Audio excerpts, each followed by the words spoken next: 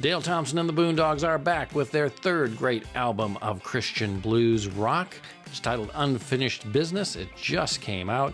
We're going to take a look at it, including a very quick zoom through all 15 tracks, and then come back around to a very quick summary of their first two albums as well.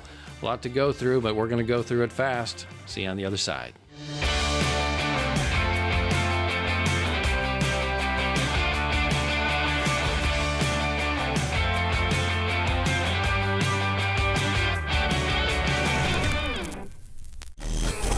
Hey there, y'all. Tim Risto here, welcoming you back to another episode of Tim Talks Christian Rock.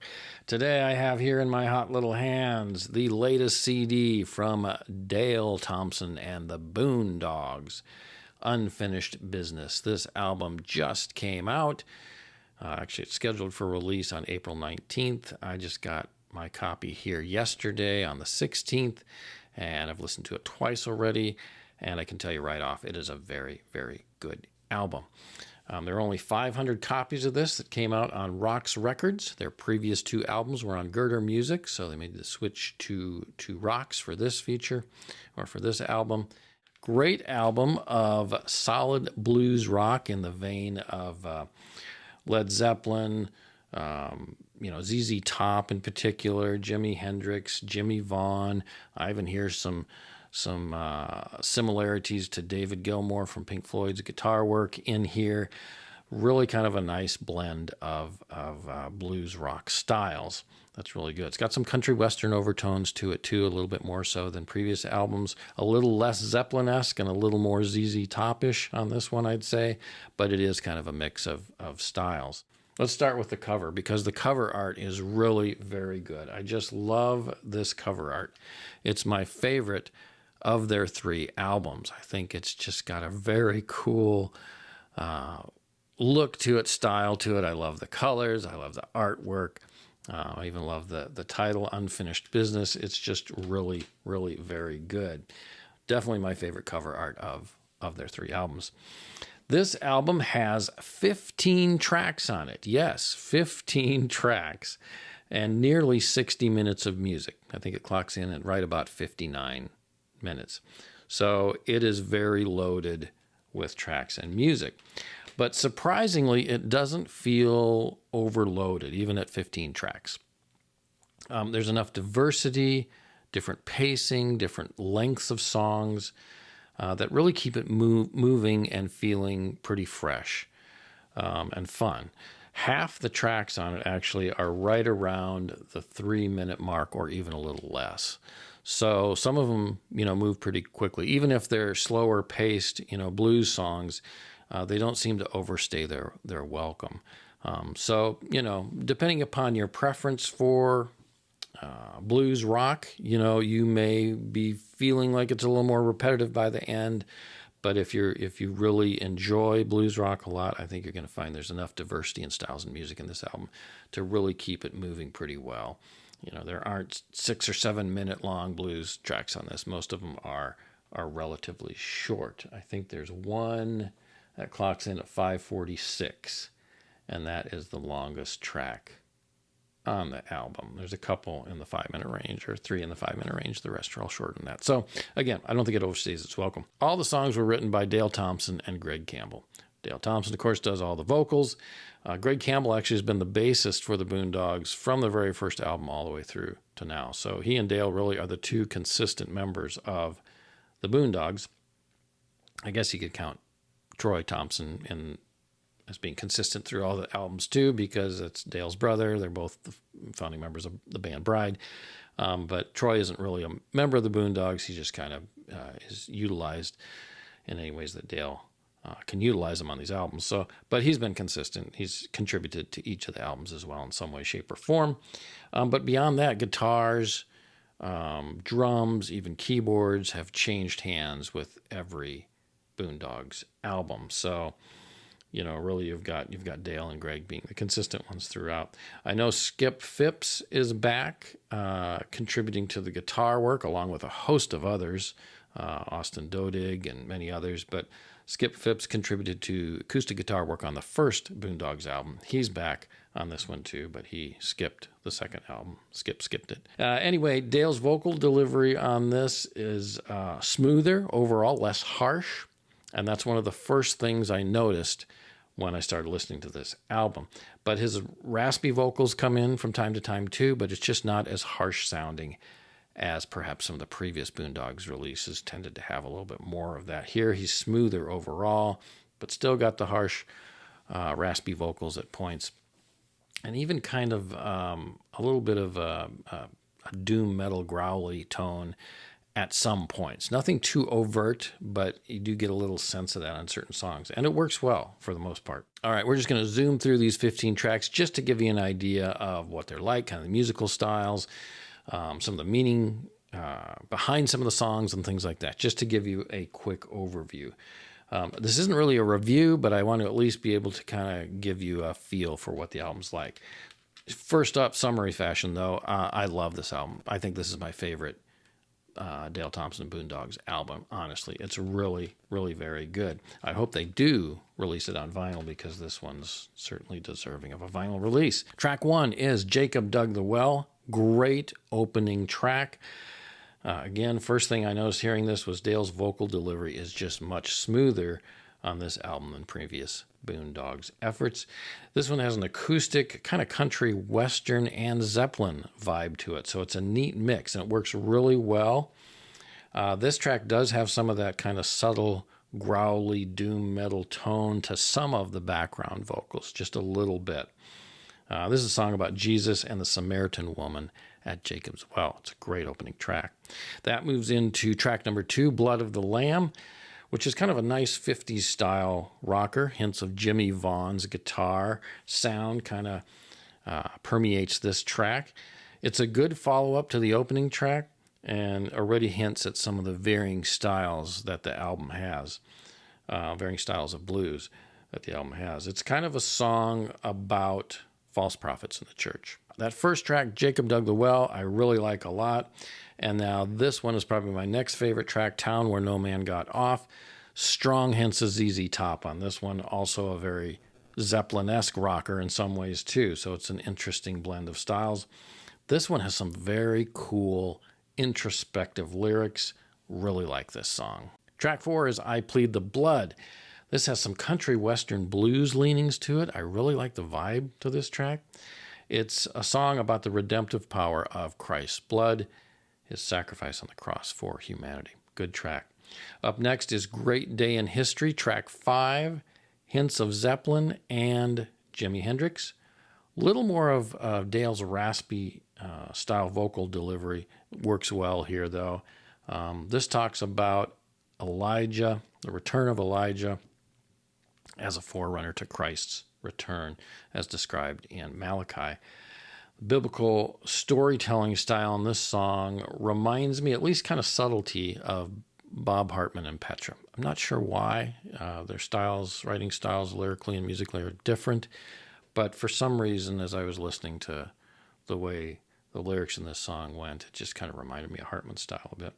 Track 6 is Awake and Sing.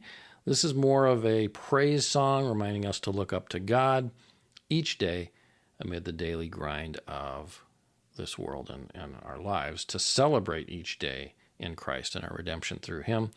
There's a harmonica in this one, kind of Daryl Mansfield vibes a little bit. There's a Jimmy Vaughn-like clean-sounding guitar in this.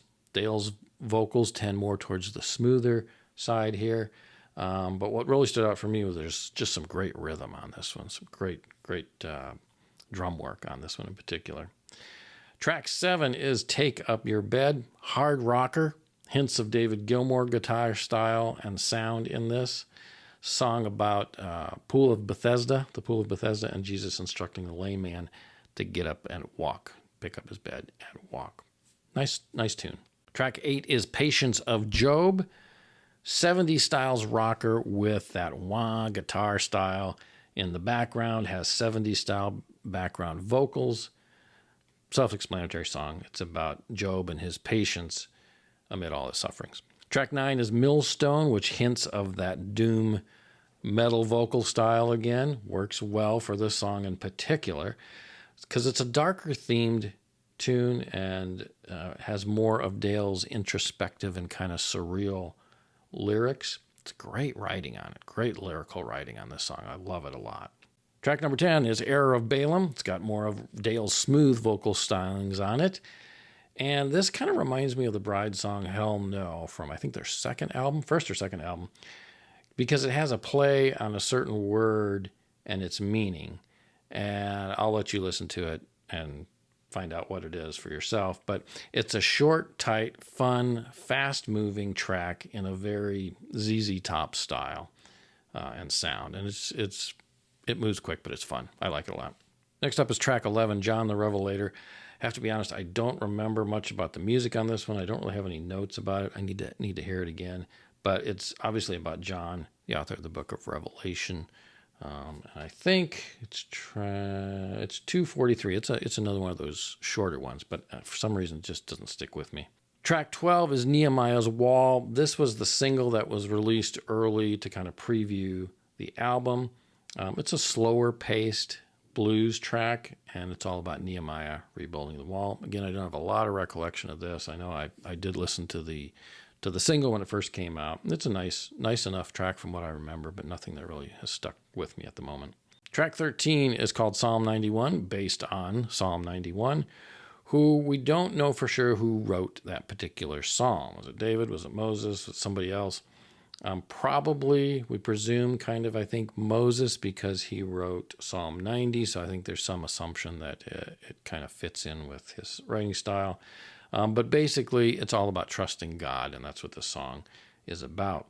I'm not sure, but I think I hear Troy Thompson's background vocals in this song. I think so. I mean, I know he's on the album. I know he contributed to guitar work, but I think I hear his voice in that track too. I don't know. Correct me if I'm wrong. Track 14 is another one of my favorites, I Feel Haunted. It's a great track. It's got the violin in it, and it's actually a song that kind of sounds like or reminds me of some Bride songs too. So, of course, obviously, Dale being writer in this, and maybe Troy was involved on this song too. I'm not positive. But it does have a Bride-like sound to it a little bit. But having said that, it also has a kind of Pink Floyd feel in some of the guitar work. And the chord progressions sound Pink Floyd-ish. If you listen to it, and if you're familiar with Pink Floyd, I think you'll pick up on what I mean. But still remains very bluesy. Now, Pink Floyd had some blues tendencies, especially on albums like Wish You Were Here. They were not a blues band, but David Gilmour's guitar style has a blues sound to it. I hear some of that in this song in particular. This is another one of the more introspective, abstract lyrics by Dale about feeling haunted by living in darkness, but crying out to God for help in times such as these. Really do like this track a lot. It's grown on me quickly in the 2 listens that I've done to it. And finally, we've got track 15 wrapping up the album, Your Will Be Done. Raspy Dale vocals return here mostly, although when he hits some of the mid-range to higher-end vocals, I can really hear some of his old Bride vocals coming back. I like that. That was kind of took me back to maybe Snakes in the Playground era vocal stylings. It sounded good. After hearing so much of his raspier sound on later Bride albums, it was nice to hear a little bit of that kind of creep into part of this song. This has the 70s wah guitar style sound again. Overall, it's a nice mid-paced track. References Christ on the cross, seeking God's will be done despite facing death and the horrors, of course, of crucifixion. Musically, it ends the album on a bit more of a mellower or less energetic kind of note, but it makes sense lyrically as a closer. It's a bit more, I guess you could say, maybe meditative compared to the rest of the album, kind of a doxology of sorts. It seems like it just kind of ends, and after 15 tracks, it may feel a little abrupt, but again, lyrically and thematically, it makes sense on the album as a whole. So that is Dale Thompson, the Boon Dogs, Unfinished Business. If you like Christian blues rock, just pick this album up. I found this to be very good. It's my favorite of the Boon Dogs albums. So let's take a quick look at their previous two albums if you are unfamiliar with them or haven't heard them or been thinking about picking them up but haven't. This will be real quick as well, but their debut album, which is actually back on the screen behind me there, and here is the CD, featured 10 tracks. Again, their current one has 15. This had 10 tracks, blues rock in the vein of Led Zeppelin, Jimi Hendrix, and Deep Purple. This one had more of a Zeppelin vibe to it, and even the cover art is more of a throwback to that. And this is my second favorite cover art by the Boon Dogs. Like I said, the current album is my favorite, but this would be my second favorite cover art. Love the retro throwback and kind of the Zeppelin vibe to that. This features guitar work by Joe Prunera. A bit more of the rock, raspier vocals from Dale on this release, although it's mostly smooth vocal delivery, but not as smooth overall as Unfinished Business is. And obviously smoother than most Bride rock material is. But I kind of think a little bit more of like Axl Rose singing the blues. So released on CD, obviously, with a trading card in it. So it's a nice release that way. CD tray and, of course, the booklet.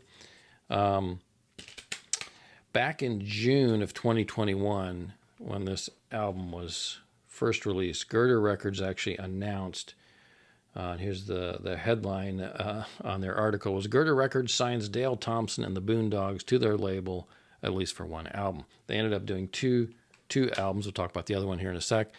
But so it was going to be on CD and vinyl. And I pre-ordered or pre-purchased, whatever, a vinyl release of it. Girder advertised vinyl copies for pre-order for sale for a long time. Purchased one early on, but finally, after over a year, I ended up canceling my order because never got anything, never heard anything other than the listing on their website kept changing release dates. And finally, now here, more recently, I guess it finally just kind of quietly disappeared. The listing disappeared from their website. So never really heard what happened. I emailed a couple times, never got responses about it. I assume they just didn't have enough pre-orders and couldn't really sell enough to make it worth the order, fulfilling the order. I don't know. I'm guessing, but who really knows? So I'm disappointed because that one was going to be on vinyl. And again, I love that cover art. It's a good album, but I know for some people it wasn't their cup of tea. After being so familiar with Dale and Bride, this album was a little bit of a departure. It's still blues rock, which Bride has a lot of that, but very different styles and leanings and kind of a little more experimental, a little more indie rock, as Apple Music says, and so probably turned some people off a little bit. But I like this album. It didn't grab me a whole lot, but I do like it. The song lyrics tend to be good, even for kind of some devotional meditation. So I like the lyrical writing, and I do like the music in that one. They came back, Dale Thompson and the Boon Dogs came back in 2022 with their second album, I See Red, expanded up from 10 tracks to 12 on this one. And this one, the cover art's my least favorite. I mean, it's cool looking, but it just doesn't fit the blues vibe as much. I think they were going for a little different tone. This one also has a collectible trading card in it. There's inside a booklet with it as well. This was, again, blues rock in the vein of Led Zeppelin, Hendrix, Deep Purple. Not quite as Zeppelin-esque as their debut album. It starting to lean more towards ZZ Top right from the opening track and toward more traditional blues throughout as well, where I think Unfinished Business definitely has a lot more kind of ZZ Top vibe, although there's Zeppelin sounds in there too, as I noted. I See Red features guitar work by Greg Martin and several others. This was released on CD and vinyl, and I was able to get the vinyl copy of that too. So this is really the only Boon Dogs album to date that's made it to both CD and vinyl. So that's all I got for today. Just wanted to give you a quick rundown of Dale Thompson and the Boon Dogs' Unfinished Business latest album and a quick glance back at their two previous albums. Good stuff. I think you could certainly do worse than to start with their latest one, Unfinished Business. That's all I got for today. Go out and listen to some great Christian rock, and above all else, stay in God's Word. See you next time. Bye-bye.